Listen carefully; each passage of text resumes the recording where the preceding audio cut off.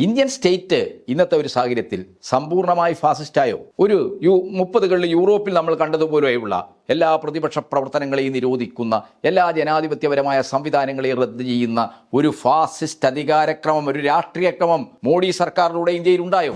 30കളിൽ ഹിറ്റ്ലറും മുസോളിനിയൊക്കെ ശ്രമിച്ചത് തങ്ങളുടെ ലോകാധിപത്യം സ്ഥാപിക്കാനാണ്. എന്നാൽ ഇന്ന് നിയോ ഫാസിസ്റ്റുകൾ എന്ന രീതിയിൽ നിർവചിക്കപ്പെടുന്ന നരേന്ദ്രമോദിയെ പോലുള്ള ആളുകൾ ആഗോള മൂലധനത്തിന്റെ താല്പര്യങ്ങൾക്ക് കീഴിൽ തങ്ങളുടെ ആധിപത്യം ഉറപ്പിക്കാനാണ് ശ്രമിക്കുന്നത്. CPM ഒരു കാലത്തും ഇന്ത്യൻ ഭരണകൂടത്തെ, അതിൻ്റെ ഏറ്റവും നഗ്നമായ സ്വേച്ഛാധിപത്യ സ്വഭാവം പ്രകടമായ അടിയന്തരാവസ്ഥ കാലത്ത് പോലും ഇന്ത്യൻ സ്റ്റേറ്റിനെ 1930കളിലെ യൂറോപ്യൻ ഫാസിസ്റ്റ് സ്റ്റേറ്റിന് സമാനമായി കണ്ടിട്ടില്ല. മോഡി സർക്കാരിൻ്റെ സ്വഭാവവിശേഷത്തെ വിശകലനം ചെയ്തുകൊണ്ട് ഈ രേഖ പറയുന്നത് മോഡി സർക്കാർ നവ ഫാസിസ്റ്റ് പ്രവണതകളുള്ള സർക്കാരാണ്. ഈ കരട് രാഷ്ട്രീയ പ്രമേയത്തിൻ്റെ രാഷ്ട്രീയവും പ്രത്യയശാസ്ത്രവുമായ ഉള്ളടക്കത്തെ സംബന്ധിച്ച് ഒരു തരത്തിലുമുള്ള ഗ്രാഹ്യതയില്ലാതെ വെറുതെ ആരോപണങ്ങളും ആക്ഷേപവും ഉന്നയിക്കുകയാണ് മാതൃഭൂമി മീഡിയ വൺ ചെയ്തിരിക്കുന്നത്. ഇത്തരം രേഖകൾ വായിച്ചാൽ മാതൃഭൂമിയുടെ ലേഖകന്മാർക്ക് മനസ്സിലാകുമോ എന്ന് എനിക്കറിയില്ല.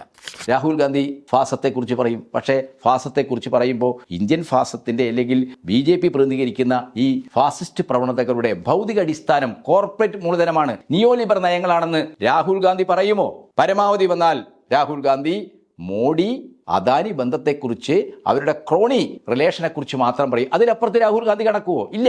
രാഹുൽ ഗാന്ധിയുടെ കോൺഗ്രസ് ആയാലും നരേന്ദ്രമോദിയുടെ BJP ആയാലും നിയോ ലിബർ നയങ്ങളുടെ കാര്യത്തിൽ അവർക്കിടയിൽ ഒരു സമവായമുണ്ട്. CPMന്റെ 24ാം പാർട്ടി കോൺഗ്രസ് ചർച്ച ചെയ്ത് അംഗീകരിക്കാനിരിക്കുന്ന, അത് പാർട്ടി അംഗങ്ങളുടെ മാത്രമല്ല, പാർട്ടി ഘടകങ്ങളുടെ മാത്രമല്ല, ഇന്ത്യയിലെ എല്ലാ വിഭാഗത്തിലും പെട്ട ജനങ്ങളുടെ പൊതുചർച്ചക്കായി അവതരിപ്പിച്ചിട്ടുള്ള, പരസ്യപ്പെടുത്തിയിട്ടുള്ള കരട് രാഷ്ട്രീയ പ്രമേയത്തെ വളരെ സ്തോഭജനകമായ ഒരു വാർത്തയാക്കി മാറ്റുകയാണ് മാതൃഭൂമി ചെയ്തത്. മാതൃഭൂമിയുടെ മാധ്യമധർമ്മം എന്ത് എന്നതിന് അവർ കേരളത്തിലെ ജനങ്ങളോട് ഉത്തരം പറയുമെന്നൊന്നും തോന്നുന്നില്ല. കാരണം എപ്പോഴും കമ്മ്യൂണിസ്റ്റ് വിരുദ്ധത, ഇടതുപക്ഷ വിരുദ്ധത, പ്രത്യേകിച്ച് CPM വിരുദ്ധത ഒരു രാഷ്ട്രീയ തന്ത്രമായി സ്വീകരിച്ചിരിക്കുന്ന സംഘപരിവാറിൻ്റെ അജണ്ടയിൽ അവർക്കാവശ്യമായ ഒരു പ്രത്യയശാസ്ത്ര പരിസരം ഒരുക്കുന്ന തരത്തിൽ കുറഞ്ഞ കുറേ കാലമായി പ്രവർത്തിച്ചുകൊണ്ടിരിക്കുന്ന ഒരു പത്രമാണ് മാതൃഭൂമി. അതിന് ദേശീയ പ്രസ്ഥാനത്തിൻ്റെയൊക്കെ സുദീർഘമായ ചരിത്രമൊക്കെ ഉണ്ടെങ്കിലും അത് എന്നും എന്നാണ് ഹിന്ദുത്വത്തോട് മൃദുസമീപനം സ്വീകരിച്ചിട്ടുണ്ട്. പലപ്പോഴും ജന്മഭൂമി പോലെ തന്നെ RSSൻ്റെയും BJPയുടെയും ജിഹ്വയായിട്ട് കേരളത്തിൽ പ്രവർത്തിച്ചിട്ടുണ്ട് എന്നുള്ളതാണ് നമ്മുടെയൊക്കെ അനുഭവം. പക്ഷേ മാതൃഭൂമി പത്രത്തിൽ CPMൻ്റെ കേന്ദ്ര കമ്മിറ്റി പ്രമേയത്തെ, അതിൻ്റെ കരട് രാഷ്ട്രീയ പ്രമേയത്തെ സംബന്ധിച്ച് വന്ന വാർത്ത എന്താണ്? അതൊരു രഹസ്യരേഖയാണ്. അതെങ്ങനെയാണ് രഹസ്യരേഖയാവുന്നത് എന്ന കാര്യം മാതൃഭൂമി ആ റിപ്പോർട്ട് എഴുതിയ ലേഖകൻ വിശദീകരിക്കേണ്ടതായിരിക്കുകയാണ്.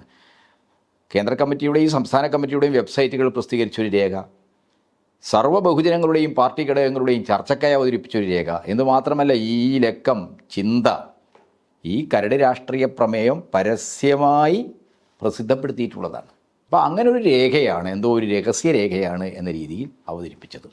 എന്നിട്ടോ ആ രേഖയിൽ മോഡി സർക്കാരിനെ ഫാസിസ്റ്റ് സർക്കാരായി വിലയിരുത്തുന്നതിൽ നിന്ന് CPM പുറകോട്ട് പോയിരിക്കുന്നു എന്ന് പറഞ്ഞാൽ, മോഡി സർക്കാരിൻ്റെ ഫാസിസ്റ്റ് നയങ്ങൾക്കെതിരായിട്ടുള്ള സമരത്തിൽ CPM ഈ രേഖ വഴി വെള്ളം ചേർക്കുകയാണ് എന്ന ഒരു ഉത്തരവാദിത്വവുമില്ലാത്ത ആക്ഷേപമാണ്, ആരോപണമാണ് ഈ റിപ്പോർട്ട് വഴി മാതൃഭൂമി നടത്തിയിട്ടുള്ളത്. അതേപോലെ തന്നെ മീഡിയ വൺ മൗദൂദിസ്റ്റുകളുടെ ഒരു പത്രമാണ്, ഒരു വാർത്താ ജിഹ്വയാണ്. അപ്പോൾ മൗദൂദിസ്റ്റുകളെ സംബന്ധിച്ചിടത്തോളം എന്താണ്, ഇവിടുത്തെ ഇടതുപക്ഷവും കമ്മ്യൂണിസ്റ്റുകാരുമൊക്കെ ഫാസത്തിനെതിരായിട്ടുള്ള സമരത്തിൽ വിട്ടുവീഴ്ച ചെയ്യുന്നവരാണ് എന്ന് വരുത്തി തീർക്കാനും, ഫാസത്തിനെതിരായി ഹിന്ദുത്വത്തിനെതിരായിട്ടുള്ള സമരത്തിൽ രാഷ്ട്രീയ ഇസ്ലാമിസ്റ്റുകളാണ് ചാമ്പ്യന്മാർ എന്ന് വരുത്തി തീർക്കാനുമുള്ള വളരെ അപകടകരമായ, പ്രതിലോമപരമായ ഒരു നിലപാട്, ഒരാശയം നിരന്തരമായി പ്രചരിപ്പിച്ചുകൊണ്ടിരിക്കുന്ന ആളുകളാണ്. പക്ഷേ ഈ ആരോപണങ്ങൾ, മാധ്യമങ്ങൾ നടത്തുന്ന CPMനെതിരായിട്ടുള്ള ആരോപണം, ഈ കരട് രാഷ്ട്രീയ പ്രമേയം, ഈ കരട് രാഷ്ട്രീയ പ്രമേയത്തിൽ എന്താണ് പറഞ്ഞിരിക്കുന്നത് എന്ന് പരിശോധിക്കാതെ ഈ കരട് രാഷ്ട്രീയ പ്രമേയത്തിൻ്റെ രാഷ്ട്രീയവും പ്രത്യയശാസ്ത്രവുമായ ഉള്ളടക്കത്തെ സംബന്ധിച്ച് ഒരു തരത്തിലുമുള്ള ഗ്രാഹ്യതയില്ലാതെ വെറുതെ ആരോപണങ്ങളും ആക്ഷേപവും ഉന്നയിക്കുകയാണ് മാതൃഭൂമി മീഡിയ വൺ ചെയ്തിരിക്കുന്നത്. ഈ കരട് രാഷ്ട്രീയ പ്രമേയം 2 ഭാഗങ്ങളാണ് അതിനുള്ളത്. ഒന്ന് അതിൻ്റെ ആമുഖമാണ്. ആ ആമുഖഭാഗം എന്ന് പറയുന്നത് ഇന്ത്യയിലെ ഇന്നത്തെ ഒരു രാഷ്ട്രീയ ക്രമത്തിൽ ഇന്ത്യയിൽ ഭരണകൂടത്തിൽ അതിൻ്റെ നേതൃത്വം നിൽക്കുന്ന BJP എങ്ങനെയാണ് ഒരു നിയോ ഫാസിസ്റ്റ് സ്വഭാവവിശേഷങ്ങളുള്ള ഗവൺമെൻറ്റായി മാറിയിരിക്കുന്നത്?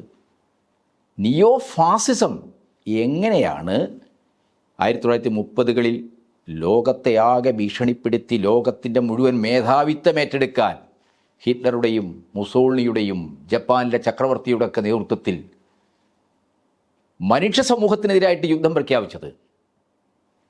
ആ ക്ലാസിക്കൽ ഫാസത്തിൽ നിന്ന് എങ്ങനെയാണ് ഇന്ന് ഇന്ത്യ പോലുള്ള രാജ്യങ്ങളിൽ ഫാസിസ്റ്റ് ഐഡിയോളജി, മതത്തെയും വംശത്തെയും ഒക്കെ അടിസ്ഥാനപ്പെടുത്തിയിട്ടുള്ള മതരാഷ്ട്രവാദപരമായ കാഴ്ചപ്പാടുകളിൽ നിന്ന് കോർപ്പറേറ്റ് മൂലധനത്തിൻ്റെ താല്പര്യങ്ങൾക്കനുസൃതമായ രീതിയിൽ ഉയർന്നു വരുന്ന ഈ വലതുപക്ഷ രാഷ്ട്രീയം, ഈ തീവ്ര വലതുപക്ഷ രാഷ്ട്രീയം എങ്ങനെയാണ് ക്ലാസിക്കൽ ഫാസിസത്തിന് വ്യത്യസ്തമായി അതിൻ്റെ സ്വഭാവവിശേഷങ്ങൾ നിയോ ഫാസിസം, നവഫാസിസം എന്ന് വിശേഷിപ്പിക്കുന്ന ഈ ഫാസിസ്റ്റുകളുടെ സവിശേഷതകൾ എന്ത്? ഇത് പരിശോധിക്കാനാണ് ഈ രേഖ ശ്രമിക്കുന്നത്.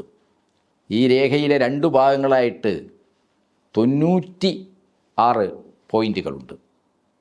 വളരെ സൂക്ഷ്മവും സമഗ്രവുമായ തലത്തിൽ ഇന്ത്യയിലെ ഇന്നത്തെ ദേശീയ സ്ഥിതികളെയും അതിന് ആഗോള രാഷ്ട്രീയവുമായിട്ട് ഫൈനാൻസ് മൂലധനം ഉയർത്തുന്ന ഭീഷണിയുടെ ഒരു ആഗോള പശ്ചാത്തലത്തിൽ എങ്ങനെയാണ് ഇന്ത്യയിൽ മോഡി സർക്കാർ അതിൻ്റെ നിയോ ഫാസിസ്റ്റ് ആക്രമണങ്ങൾ ഈ രാജ്യത്തെ തൊഴിലാളി കർഷക ജനവിഭാഗങ്ങൾക്കും ന്യൂനപക്ഷങ്ങൾക്കും ദളിതുകൾക്കും യുവജനങ്ങൾക്കും സ്ത്രീകൾക്കുമൊക്കെ എതിരായി നടത്തിക്കൊണ്ടിരിക്കുന്നത് എന്ന വളരെ സൂക്ഷ്മമായ ഒരു വിശകലനമാണ് ഈ രേഖ. 96 പോയിന്റുകളാണുള്ളത്. ആ 96 പോയിന്റുകളിലൂടെ വളരെ സംക്ഷിപ്തമായി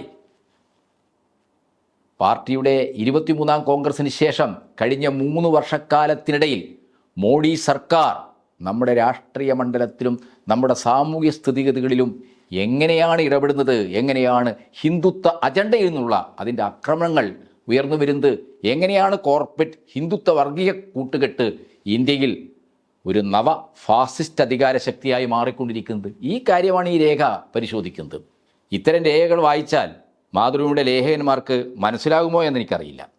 ആ രേഖ തുടങ്ങുന്നത് കഴിഞ്ഞ 3 വർഷക്കാലത്തെ ദേശീയ സ്ഥിതിഗതികളിലേക്ക് വിരൽ ചൂണ്ടിക്കൊണ്ട് ആ രേഖ തുടങ്ങുന്നത് അതിൻ്റെ 1ാമത്തെ പോയിൻ്റായിട്ട് പറഞ്ഞിരിക്കുന്നത് മോദി സർക്കാർ പ്രതിദാനം ചെയ്യുന്ന ഹിന്ദുത്വ കോർപ്പറേറ്റ് വാഴ്ചയും അവരെ എതിർക്കുന്ന മതനിരപേക്ഷ ജനാധിപത്യ ശക്തികളും തമ്മിൽ വളർന്നു വരുന്ന സംഘർഷത്തെ സൂചിപ്പിക്കുന്നു. കഴിഞ്ഞ 3 വർഷക്കാലം മോഡി സർക്കാരിൻ്റെ കോർപ്പറേറ്റ് ഹിന്ദുത്വ വാഴ്ചക്കെതിരായി പോരാടുന്ന മതനിരപേക്ഷ ശക്തികളും ജനാധിപത്യ ശക്തികളും ഒക്കെ അടങ്ങുന്ന ബഹുജനങ്ങളെ പ്രതിദാനം ചെയ്യുന്ന ജനകീയ ശക്തികളും ഈ കോർപ്പറേറ്റ് മൂലധനവും തമ്മിലുള്ള വർഗീയ ശക്തികളും തമ്മിലുള്ള സംഘർഷത്തെയാണ് കഴിഞ്ഞ 3 വർഷക്കാലം സൂചിപ്പിക്കുന്നത്. എന്നിട്ടോ അതിൻ്റെ വിശദീകരണത്തിലേക്ക് പോയിക്കൊണ്ട് ഈ രേഖ പറയുന്നത് പിന്തിരിപ്പൻ ഹിന്ദുത്വ അജണ്ട അടിച്ചേൽപ്പിക്കുന്നതിനുള്ള ശ്രമങ്ങളും പ്രതിപക്ഷത്തെയും ജനാധിപത്യത്തെയും അടിച്ചമർത്തുന്നതിനുള്ള അമിതാധികാര നീക്കങ്ങളും നവഫാസിസ്റ്റ് സ്വഭാവവിശേഷങ്ങളെയാണ് പ്രകടിപ്പിക്കുന്നത്. മോഡി സർക്കാരിൻ്റെ സ്വഭാവവിശേഷത്തെ വിശകലനം ചെയ്തുകൊണ്ട് ഈ രേഖ പറയുന്നത് മോഡി സർക്കാർ നവഫാസിസ്റ്റ് പ്രവണതകളുള്ള സർക്കാരാണെന്നാണ്. ഈ രേഖ ആമുഖമായി ഈ ഒരു ഖണ്ഡം അവതരിപ്പിച്ചതിന് ശേഷമാണ് ഈ നവഫാസിസ്റ്റ് പ്രവണതകൾ ഇന്ത്യയുടെ സാമൂഹ്യ സാമ്പത്തിക രാഷ്ട്രീയ മണ്ഡലത്തിൽ സംസ്കാരത്തിൻ്റെയും പ്രത്യയശാസ്ത്രത്തിൻ്റെയും ഒക്കെ മണ്ഡലത്തിൽ എങ്ങനെയാണ് പിടിമുറക്കിക്കൊണ്ടിരിക്കുന്നത്, അതേതൊക്കെ തലങ്ങളിലാണ് ജനജീവിതത്തെ അധികാരം ഉപയോഗിച്ച് അടിച്ചമർത്താൻ ശ്രമിക്കുന്നത്. ഈ കാര്യങ്ങളാണ് ഈ 3 വർഷക്കാലത്തെ ഈ കാര്യങ്ങളാണ് ഈ രേഖ സൂചിപ്പിക്കുന്നത്. പക്ഷേ രേഖ നോക്കാതെ എന്താണ് ഇന്ത്യ ഫാസിസ്റ്റ് ആയില്ല എന്നാണ് CPMൻ്റെ വിലയിരുത്തൽ. അത് നേരത്തെയുള്ള നിലപാടെന്നുള്ളൊരു പിറകോട്ട് പോക്കാണെന്നും, കാരണം 22ാം പാർട്ടി കോൺഗ്രസിൻ്റെയും 23ാം പാർട്ടി കോൺഗ്രസിൻ്റെയും രേഖകൾ ഉദ്ധരിച്ചുകൊണ്ട് നേരത്തെയുള്ളൊരു നിലപാടെന്നുള്ള പിറകോട്ട് പോക്കാണ് എന്ന് സ്ഥാപിക്കാനാണ് മാതൃഭൂമി ലേഖൻ ശ്രമിച്ചത്. എന്താണ് വസ്തുത? CPM ഒരു കാലത്തും ഇന്ത്യൻ ഭരണകൂടത്തെ അതിൻ്റെ ഏറ്റവും നഗ്നമായ സ്വേച്ഛാധിപത്യ സ്വഭാവം പ്രകടമായ അടിയന്തരാവസ്ഥ കാലത്ത് പോലും ഇന്ത്യൻ സ്റ്റേറ്റിനെ 1930കളിലെ യൂറോപ്യൻ ഫാസിസ്റ്റ് സ്റ്റേറ്റിന് സമാനമായി കണ്ടിട്ടില്ല. അർദ്ധ ഫാസിസ്റ്റ് സ്വഭാവം ഇന്ദിരാഗാന്ധിയുടെ ഗവൺമെൻറ് ഉണ്ടായിരുന്നു എന്നുള്ള യാഥാർത്ഥ്യമാണ്. നഗ്നമായ രീതിയിൽ പത്രസ്വാതന്ത്ര്യം നിഷേധിച്ചിരുന്നു, പ്രതിപക്ഷ പ്രവർത്തനങ്ങൾ തടഞ്ഞിരുന്നു, പണിമുടക്കാനുള്ള എല്ലാവിധത്തിലുള്ള അവകാശങ്ങളും നിഷേധിച്ചിരുന്നു, ക്യാമ്പസുകളിൽ ഏതെങ്കിലും രീതിയിലുള്ള പഠിപ്പ് മുടക്ക് അനുവദിച്ചിരുന്നില്ല. ഇന്ദിരാഗാന്ധിക്കെതിരായിട്ട് വിമർശനങ്ങളും വിയോജിപ്പും പ്രകടിപ്പിക്കുന്ന ആളുകളെ അറസ്റ്റ് ചെയ്ത് മിസൈലും DRO ഒക്കെ ഉപയോഗിച്ച് ജയിലടച്ചിരുന്നു. ഏറെക്കുറെ സമ്പൂർണ്ണമായൊരു സ്വേച്ഛാധികാരം, ഭരണഘടനയുടെ മൗലിക അവകാശങ്ങളെല്ലാം റദ്ദ് ചെയ്ത് അടിയന്തരാവസ്ഥ നിയമം പ്രയോഗിച്ച കാലഘട്ടമാണ് 1975 മുതൽ 77 വരെയുള്ള വർഷങ്ങൾ. ആ സ്വേച്ഛാധിപത്യ വാഴ്ച ഒരു യൂറോപ്പിലെ ഫാസിസ്റ്റ് അധികാരത്തിന് സമാനമായ ഒന്നാണ് എന്ന വിലയിരുത്തൽ CPM അന്ന് മുന്നോട്ട് വെച്ചിട്ടില്ല. മോഡി സർക്കാർ 2014 അധികാരത്തിൽ വന്നതിന് ശേഷം മാത്രമല്ല CPM RSSനെ ഒരു ഫാസിസ്റ്റ് സംഘടനയായി കാണുന്നത്. 2000 CPMൻ്റെ പാർട്ടി പരിപാടി, പ്രത്യേകിച്ച് സോവിയറ്റ് സോഷ്യലിസ്റ്റ് ബ്ലോക്കിൻ്റെ തിരോധാനത്തിന് ശേഷം കാലോചിതമാക്കാനുള്ള പ്രത്യേക സമ്മേളനം തിരുവനന്തപുരത്ത് ചേർന്നപ്പോൾ ആ സമ്മേളനം അംഗീകാരം കൊടുത്ത പാർട്ടി പരിപാടിയിൽ RSSൻ്റെ രാഷ്ട്രീയ മുഖമായി പ്രവർത്തിക്കുന്ന BJPയെ ഫാസിസ്റ്റ് സ്വഭാവമുള്ള സംഘടനയായിട്ടാണ് കണ്ടത്. അത് ഇന്ത്യയിലെ മറ്റ് ഭരണവർഗ പാർട്ടികളെ പോലെയല്ല. ഇന്ത്യയിൽ ആ കാലത്ത് അധികാരത്തിലിരിക്കുന്നത് കോൺഗ്രസ്സാണ്. കോൺഗ്രസിനെ പോലെയല്ല. കോൺഗ്രസിന് വ്യത്യസ്തമായി ഫാസിസ്റ്റ് എന്ന് പറഞ്ഞാൽ രാഷ്ട്രവാദപരമായ ഹിന്ദു രാഷ്ട്രപരമായ ഒരു പ്രത്യയശാസ്ത്രത്തിൽ നിന്ന് പ്രവർത്തിക്കുന്ന പാർട്ടിയാണ് BJP. അതുകൊണ്ട് BJPയെ ഫാസിസ്റ്റ് സ്വഭാവമുള്ളൊരു കക്ഷിയായിട്ടാണ് കണ്ടത്. അപ്പോൾ ഇന്ന് CPMനെ ഫാസം പഠിപ്പിക്കാൻ വരുന്ന പല സുഹൃത്തുക്കളും എന്താണ്, അന്ന് അടിയന്തരാവസ്ഥയിലൊക്കെ ഇന്ദിരയുടെ സ്വേച്ഛാധിപത്യത്തെ ജനാധിപത്യമായി കൊണ്ടാടിയ ആളുകളാണ്. ഇന്ദിരാ ഫാസിസത്തിനായി പോരാടുന്ന പ്രതിപക്ഷത്തിൻ്റെ ജയപ്രകാശ് നാരായണൻ്റെയൊക്കെ പ്രവർത്തനങ്ങൾ എന്താണ്, അത് ഫാസിസമാണ് എന്ന് പറഞ്ഞുകൊണ്ട് പാറ്റ്നയിൽ ഫാസിസ്റ്റ് വിരുദ്ധ സമ്മേളനം വിളിച്ചു ചേർത്ത സുഹൃത്തുക്കൾ വരെ ഇപ്പം എന്താണ് ഈ ഫാസത്തെക്കുറിച്ച് വാചാരരായി തുടങ്ങുന്നുണ്ട്. അത് നല്ല കാര്യമാണ്. പക്ഷേ നമ്മൾ മനസ്സിലാക്കേണ്ടത് ഇന്ത്യൻ സ്റ്റേറ്റ് ഇന്നത്തെ ഒരു സാഹചര്യത്തിൽ സമ്പൂർണ്ണമായി ഫാസിസ്റ്റായോ? ഒരു 30കളിൽ യൂറോപ്പിൽ നമ്മൾ കണ്ടതുപോലെയുള്ള എല്ലാ പ്രതിപക്ഷ പ്രവർത്തനങ്ങളെയും നിരോധിക്കുന്ന, എല്ലാ ജനാധിപത്യപരമായ സംവിധാനങ്ങളെയും റദ്ദ് ചെയ്യുന്ന ഒരു ഫാസിസ്റ്റ് അധികാരക്രമം, ഒരു രാഷ്ട്രീയക്രമം മോഡി സർക്കാരിലൂടെ ഇന്ത്യയിൽ ഉണ്ടായോ? CPM വിലയിരുത്തുന്നത് ഫാസിസ്റ്റ് സ്വഭാവങ്ങളുണ്ട്, അമിതാധികാര പ്രവണതകളുണ്ട്, ജനാധിപത്യ സംവിധാനങ്ങളെയും ഭരണഘടനയും ഇല്ലാതാക്കുന്ന വളരെ ഭീകരമായ ഇടപെടലുകളുണ്ട്. പക്ഷേ എന്താണ്, അപ്പോഴും സമ്പൂർണ്ണമായ ഒരു ഫാസിസ്റ്റ് സ്റ്റേറ്റായിട്ട് ഇന്ത്യൻ ഭരണകൂട വ്യവസ്ഥ മാറിയിട്ടില്ല എന്നുള്ളതാണ്. എന്നാൽ ആ ഭരണകൂട വ്യവസ്ഥയെ നയിക്കുന്ന RS നേതൃത്വം കൊടുക്കുന്ന BJP ഫാസിസ്റ്റ് ഐഡിയോളജിയിൽ പ്രവർത്തിക്കുകയാണ്. അപ്പോൾ ഈ ഒരു വ്യത്യാസങ്ങളെ, ഈ ഒരു വസ്തുനിഷ്ഠ സാഹചര്യത്തെ വിലയിരുത്തുന്നതിലുള്ള ഒരു സൂക്ഷ്മത മാർക്സിസ്റ്റുകൾക്ക് എപ്പോഴും ഉണ്ടാവണം. അപ്പോൾ ഇന്ത്യൻ ഭരണകൂടം, അതിനെ നയിക്കുന്ന BJP, അവർ ഫാസിസ്റ്റ് അധികാരത്തെ എന്ന് പറഞ്ഞു കഴിഞ്ഞാൽ ഹിന്ദു രാഷ്ട്രം ഉണ്ടാക്കാനുള്ള കോർപ്പറേറ്റ് അജണ്ടയിൽ നിന്നുള്ള ഹിന്ദു രാഷ്ട്ര നിർമ്മിതിക്കുള്ള പ്രവർത്തനങ്ങൾ നടത്തുന്നു. ആ വസ്തുതയെ കൃത്യമായി വിശകലനം ചെയ്യാനാണ്, അതിൻ്റെ ഒരു ഒബ്ജക്റ്റിവിറ്റി എന്ത് എന്ന് അവതരിപ്പിക്കാനാണ് യൂറോപ്യൻ ഫാസിസ്റ്റ്, ക്ലാസിക്കൽ ഫാസിസ്റ്റിന് വ്യത്യസ്തമായി ഇന്ത്യയിൽ ഇപ്പോൾ പ്രകടിപ്പിക്കപ്പെടുന്ന മോഡി സർക്കാരിൻ്റെ സ്വേച്ഛാധിപത്യ അമിതാധികാര പ്രവണതകളെ നിയോ ഫാസിസ്റ്റ് എന്ന രീതിയിൽ വിശകലനം ചെയ്യുന്നത്. എന്ന് മാത്രമല്ല, ഇപ്പോൾ ചരിത്രത്തെയും 30കളിലെ ഫാസത്തെയൊക്കെ സംബന്ധിച്ച് സംസാരിക്കുമ്പോൾ നമ്മൾ മനസ്സിലാക്കേണ്ടത്, ലോകം മുഴുവൻ ഭരണത്തിൽ ആര്യാഭിമാനത്തിൻ്റെതായ ഒരു വംശാധികാര വ്യവസ്ഥ, ലോകത്തെ ഭരിക്കാൻ ഏറ്റവും അർഹതപ്പെട്ടവരും ദൈവം നിയോഗിച്ചവരും ആര്യന്മാരാണ്, ജർമ്മൻകാരാണ് എന്ന ഒരു ആര്യാധികാര ബോധത്തിൽ നിന്നാണ് മിസ്റ്റർ ഹിറ്റ്ലർ മുസോളിനിയെ കൂട്ടുപിടിച്ച് ലോകത്തെ കീഴടക്കാനുള്ള യുദ്ധം ആരംഭിച്ചത്. അത് ജർമ്മനിക്കകത്ത് മാത്രമല്ല, യൂറോപ്പിനെ ആകെ വെട്ടിപ്പിടിച്ച് സോവിയറ്റ് യൂണിയനിലേക്ക് കടന്ന് സോഷ്യലിസ്റ്റ് വ്യവസ്ഥ ഇല്ലാതാക്കി ലോകത്തിൻ്റെ അധികാരം അധികാരത്തിന് കീഴിൽ, ആര്യവംശത്തിൻ്റെ മാതൃഭൂമി എന്നവർ വിശ്വസിക്കുന്ന, പിതൃഭൂമി എന്നവർ കരുതുന്ന ജർമ്മനിക്ക് കീഴിൽ കൊണ്ടുവരാനുള്ള യുദ്ധമാണ് നടത്തിയത്. അന്ന് ഹിറ്റ്ലറുടെ ഫാസത്തെ നിർണയിച്ചത് പ്രധാനമായിട്ടും എന്താണ്, സാമ്രാജ്യത്വങ്ങൾ തമ്മിലുള്ള വൈരുദ്ധ്യമാണ്. ഇപ്പോൾ യൂറോപ്പിലെ ഇംഗ്ലണ്ട്, അമേരിക്ക, ഫ്രാൻസ് ഒക്കെ അടങ്ങുന്ന ഈ യൂറോപ്യൻ ശക്തികളും യൂറോപ്പിലെ ജർമ്മനിയും ഇറ്റലിയും ഒക്കെ അടങ്ങുന്ന മറ്റൊരു ശക്തി, ഇവ തമ്മിലുള്ള അന്തർവൈരുദ്ധ്യങ്ങൾ, സാമ്രാജ്യത്വ വൈരുദ്ധ്യങ്ങൾ നിർണായകമായിരുന്നു. ആ സാമ്രാജ്യത്വ വൈരുദ്ധ്യങ്ങളുടെ ഒരു സാഹചര്യമാണ് ലോകത്തെ പിടിച്ചെടുക്കാനുള്ള ആര്യ വംശാധികാരം ലോകത്തിനു മുകളിൽ അടിച്ചേൽപ്പിക്കാനുള്ള ഹിറ്റ്ലറുടെ ഫാസിസ്റ്റ് യുദ്ധം ആരംഭിച്ചത്. ആ ഫാസിസ്റ്റ് യുദ്ധത്തിൻ്റെ സാമ്പത്തികവും രാഷ്ട്രീയവും പ്രത്യയശാസ്ത്രപരമായ ഉള്ളടക്കം എന്ത് എന്ന് മനസ്സിലാക്കി ലോകത്തെ ആകെ ആ ഫാസിസ്റ്റ് വിരുദ്ധ സമരത്തിൽ അണിനിരത്തി ഫാസത്തിനായിട്ടുള്ള ജനകീയ യുദ്ധ പദ്ധതി മുന്നോട്ട് വെച്ചത്, ഐക്യമുന്നണി സിദ്ധാന്തം മുന്നോട്ട് വെച്ചത് കമ്മ്യൂണിസ്റ്റുകാരല്ലാതെ മറ്റാരുമല്ല.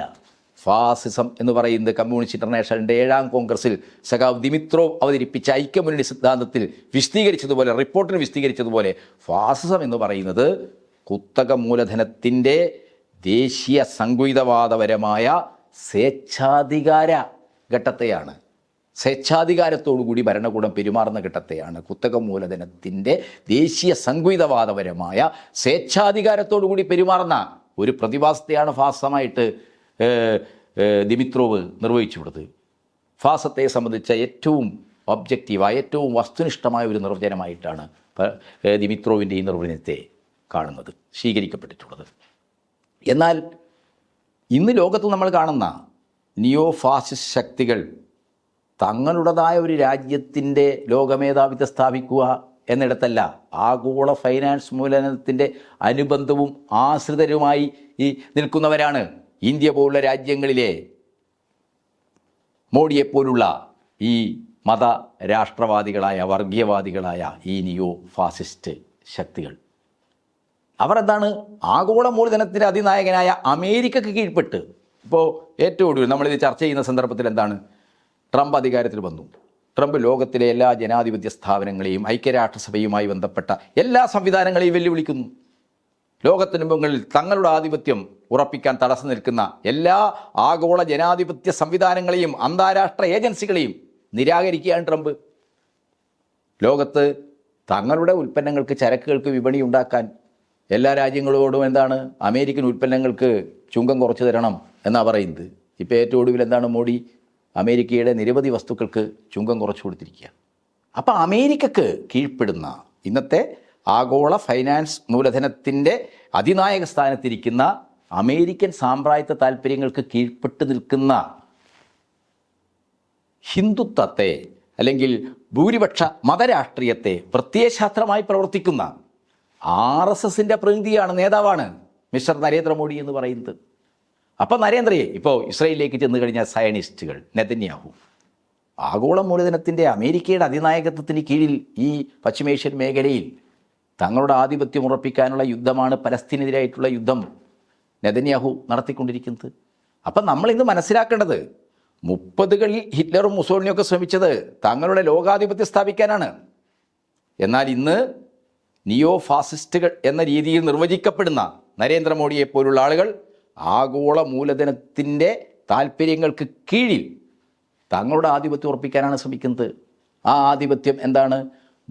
ഈ നിയോ ലിബർ നയങ്ങൾ ഉണ്ടാക്കുന്ന സാമ്പത്തികവും സാമൂഹികവുമായ അനവധിയായ അസ്ഥിരീകരണമുണ്ട്. ഉൽപ്പാദന മേഖലയുടെ സമ്പൂർണ്ണമായ സ്വകാര്യവൽക്കരണം ഉണ്ടാക്കുന്ന കടുത്ത അസമത്വമുണ്ട്. ഇതെല്ലാം തന്നെ എന്താണ്, ജനജീവിതത്തെ ബുദ്ധിമുട്ടിക്കുന്ന നയങ്ങൾക്കെതിരായിട്ട് വലിയ രീതിയിലുള്ള പ്രതിഷേധങ്ങൾ ഉയർന്നു വരുന്നുണ്ട്. ഈ പ്രതിഷേധങ്ങളെയെല്ലാം വഴിതെറ്റിച്ച് ട്രംപ് ഇപ്പോൾ അമേരിക്കയിൽ ചെയ്യുന്നതാണ്. അമേരിക്കയിലെ വെള്ളക്കാരായ യുവതിയുവാക്കളുടെ തൊഴിലില്ലായ്മയ്ക്ക് കാരണം മെക്സിക്കോക്കാർ ഇങ്ങോട്ട് വരുന്നതാണ്, കുടിയേറ്റക്കാരാണ്. അപ്പോൾ കുടിയേറ്റ വിരുദ്ധതയെ ഒരു പുതിയ വംശീയ സിദ്ധാന്തമായി, ഒരു ഹെയ്റ്റ് പൊളിറ്റിക്സായി വളർത്തുകയാണ് മിസ്റ്റർ ട്രംപ് ചെയ്യുന്നത്. ഇവിടെയും അതാണ്.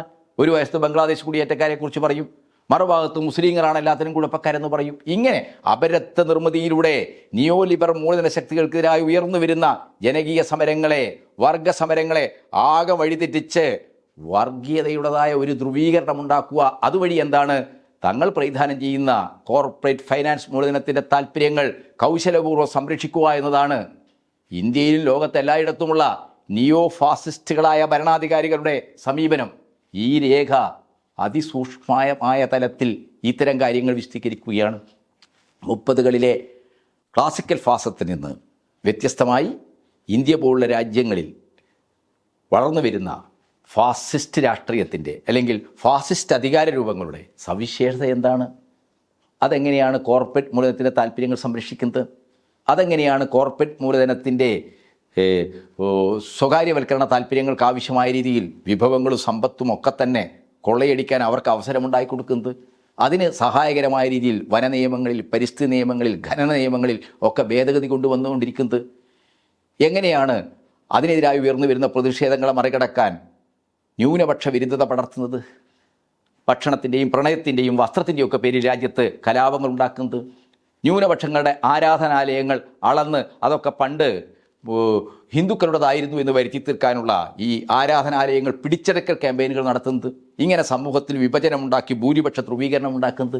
ഇത്തരം കാര്യങ്ങളാണ് സൂക്ഷ്മമായി രേഖ പരിശോധിക്കുന്നത്. എന്ന് പറഞ്ഞു കഴിഞ്ഞാൽ ഇന്ത്യൻ ഫാസത്തിൻ്റെ സ്വഭാവവിശേഷമായിരിക്കുന്ന നാനാവിധമായ പ്രവണതകളെ പരിശോധിച്ച് ഇന്ത്യൻ ഭരണകൂടം എങ്ങനെയാണ് കോർപ്പറേറ്റ് മൂലധനത്തിൻ്റെ താല്പര്യങ്ങൾക്കായി ഭൂരിപക്ഷ വർഗീയതയെ ഉപയോഗപ്പെടുത്തുന്നത്, ഭൂരിപക്ഷ വർഗീയതയുടേതായിട്ടുള്ള ഒരു മതരാഷ്ട്രീയത്തിൽ നിന്ന് എങ്ങനെയാണ് കോർപ്പറേറ്റ് മൂലധനത്തിൻ്റെ താല്പര്യങ്ങൾ സംരക്ഷിക്കാൻ ആവശ്യമായ ഒരു ചങ്ങാത്ത ഭരണകൂടമെന്ന നിലക്ക് മോഡി സർക്കാർ ജനങ്ങൾക്കെതിരാവുന്നത്? എങ്ങനെയാണ് ഭരണഘടനയിലെ എല്ലാ ജനാധിപത്യ മതനിരപേക്ഷ തത്വങ്ങളെയും ഫെഡറലിസ്റ്റിക് തത്വങ്ങളെയും ഇല്ലാതാക്കുന്ന രീതിയിൽ ഭേദഗതികൾ വരുന്നത്? എങ്ങനെയാണ് തെരഞ്ഞെടുപ്പിനെ തന്നെ സ്വാധീനിക്കാൻ കഴിയുന്ന രീതിയിൽ തെരഞ്ഞെടുപ്പ് കമ്മീഷണർ നിയമനം ഉൾപ്പെടെയുള്ള എല്ലാ കാര്യങ്ങളിലും മോഡി സർക്കാർ ഇടപെട്ടുകൊണ്ടിരിക്കുന്നത്? എങ്ങനെയാണ് രാജ്യത്തിൻ്റെ തൊഴിൽ നിയമങ്ങൾ മാറ്റിക്കൊണ്ടിരിക്കുന്നത്? എങ്ങനെയാണ് വൻകിട അഗ്രി ബിസിനസ് കുത്തകൾക്ക് വേണ്ടിയിട്ട് രാജ്യത്തിൻ്റെ കാർഷിക മേഖലയെ ആകെ തീരെഴുതി കൊടുക്കാൻ കഴിയുന്ന രീതിയിൽ പുതിയ കർഷക നിയമങ്ങൾ, അഗ്രികൾച്ചർ നിയമങ്ങൾ ഉണ്ടാക്കുന്നത്? ഈ കാര്യങ്ങളാണ് വിശദമായിട്ട് ഈ രേഖ പരിശോധിക്കുന്നത്. ഇതെല്ലാം പരിശോധിച്ചുകൊണ്ട് ഈ രേഖ അതിൻ്റെ ഒരു രാഷ്ട്രീയ നിലപാട് കൃത്യമായിട്ട് വിശദീകരിക്കുന്നുണ്ട്. എന്താണ് ആ രാഷ്ട്രീയ നിലപാട് പറയുന്നത്? ആ രാഷ്ട്രീയ ലൈൻ പറയുന്നത് ഏതാണ്ട് 11 വർഷത്തെ മോഡി ഭരണം നവഫാസിസ്റ്റ് സ്വഭാവവിശേഷങ്ങളുള്ള വലതുപക്ഷ വർഗീയ അമിതാധികാര ശക്തികളുടെ ദൃഢീകരണത്തെ ഇടയാക്കിയിരിക്കുന്നു. അതായത് ഈ രാജ്യത്തെ വലതുപക്ഷ തീവ്ര വർഗീയ ശക്തികളുടെ ഒരു ദൃഢീകരണമാണ് മോഡി ഭരണത്തിന് കീഴിൽ സംഭവിച്ചിരിക്കുന്നത്. അതെങ്ങനെയുള്ളതാണ്? നവഫാസിസ്റ്റ് സ്വഭാവവിശേഷങ്ങളുള്ളതാണ് ഈ വലതുപക്ഷ വർഗീയ അധികാര ശക്തികളുടെ ദൃഢീകരണത്തിലൂടെ ഉണ്ടായിരിക്കുന്ന മോഡിയുടെ അധികാര രൂപം. ഹിന്ദുത്വ ശക്തികളും വൻകിട ഭൂഷാസിയും തമ്മിലുള്ള സഖ്യത്തെയാണ് മോഡി സർക്കാർ പ്രതിനിധീകരിക്കുന്നത്. ഹിന്ദുത്വ ശക്തികളും വൻകിട ഭൂഷാസിയും തമ്മിലുള്ള സഖ്യത്തെയാണ് മോഡി സർക്കാർ സ്വീകരിക്കുന്നത്. അതുകൊണ്ട് BJP RSSും അതിൻ്റെ അടിത്തറയായ ഹിന്ദുത്വ കോർപ്പറേറ്റ് കൂട്ടുകെട്ടിനുമെതിരായി പൊരുതുകയും അവരെ പരാജയപ്പെടുത്തുകയാണ് പ്രഥമ കടമ. CPM അതിൻ്റെ ഒന്നാമത്തെ കടമയായി എടുത്തിരിക്കുന്നത് ഈ നവഫാസിസ്റ്റ് സ്വഭാവമുള്ള ഹിന്ദുത്വ ഭരണകൂടത്തെ കോർപ്പറേറ്റ് വർഗീയ കൂട്ടുകെട്ട് അടിത്തറയായി പ്രവർത്തിക്കുന്ന ഹിന്ദുത്വ ഭരണകൂടത്തെ പരാജയപ്പെടുത്തുക എന്നുള്ളതാണ്. ഈ ഒരു രാഷ്ട്രീയ സമീപനമാണ് CPM അതിൻ്റെ കരട് നയരേഖയിലൂടെ മുന്നോട്ട് വച്ചിരിക്കുന്നത്. അപ്പോൾ ചില ആളുകൾ പറയുന്നത് പൂർണ്ണമായി ഫാസിസ്റ്റായി. CP സഹകൾക്കായി അഭിപ്രായമുണ്ട്. CPMൽ പറയുന്നത് ഇന്ത്യൻ ഭരണകൂടം ഫാസിസമായി, ഇന്ത്യൻ ഫാസിസം എന്ന ഒരു ആവിഷ്കാരം തന്നെ അവർ നടത്തിയിരിക്കുകയാണ്. അതുണ്ടാകാം. ഒരു സാമൂഹ്യ സാഹചര്യത്തെ, അതിനെ നിർണ്ണയിക്കുന്ന വർഗശക്തികളെ, അതിന് പിറകിലുള്ള രാഷ്ട്രീയ ശക്തികളെ ഒക്കെ വിശകലനം ചെയ്യുന്നതിൽ കമ്മ്യൂണിസ്റ്റ് പാർട്ടികൾക്കിടയിൽ ഭിന്നാഭിപ്രായങ്ങളുണ്ട്. അത് സ്വാഭാവികമാണ്. പക്ഷേ ഏറ്റവും പ്രധാനപ്പെട്ട കാര്യം എന്താണ്? അത് ഒബ്ജക്റ്റീവാവുക എന്നുള്ളതാണ്. ഇപ്പോൾ CPM ചെയ്തിരിക്കുന്നത് ഇന്ത്യയിലെ ഹിന്ദുത്വ കോർപ്പറേറ്റ് കൂട്ടുകെട്ടിൻ്റെ ഭരണകൂടമായിരിക്കുന്ന മോഡി സർക്കാർ ഒരു നിയോ ഫാസിസ്റ്റ് ഭരണകൂടമാണ്. നിയോ ഫാസിസ്റ്റ് സ്വഭാവമാണ് അതിന് ഉള്ളത്.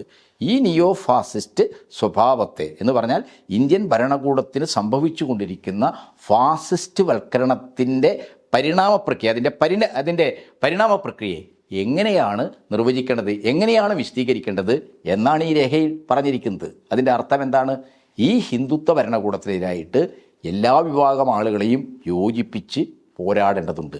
ആ പോരാട്ടത്തിന് തടസ്സമാകുന്ന ഒരു നിലപാട് CPM മുന്നോട്ട് വെച്ചിട്ടില്ല.